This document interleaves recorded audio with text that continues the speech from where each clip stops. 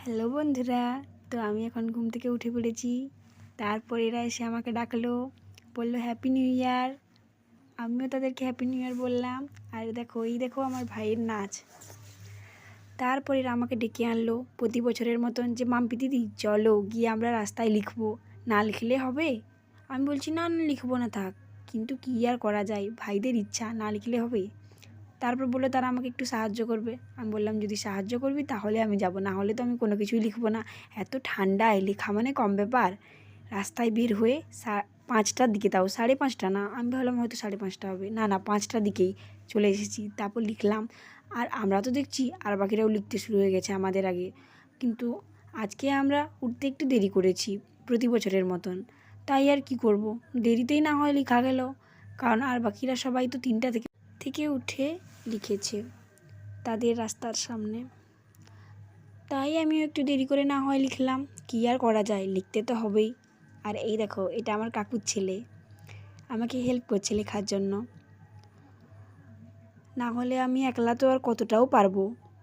তোমরা কিন্তু বলবে আমি কীরকম লিখেছি কমেন্টে, ঠিক আছে? জানিও সবাই। তারপরে আমরা যাবো ওখানে একটু ঘুরতে, বেশি দূরে নয়, আমাদের গ্রামের একটু একটু কাছাকাছি জায়গায়। আমরা ঘুরতে গিয়ে দেখতে পেলাম কলা গাছ। আর যেহেতু আশেপাশে কেউ নেই, তাহলে যাই, যদি কলা তোলা যায় গাছ থেকে। তারপর আমি তো কলা গাছে পৌঁছে দেখি, এ বাবা এই গাছ তো অনেক উঁচু। তবুও চেষ্টা চালিয়ে গেলাম। চেষ্টা করলে আর কি ফল পাওয়া যায় না? নিশ্চয়ই যায়। তারপর দেখলাম চেষ্টা করলেও আর হবে না।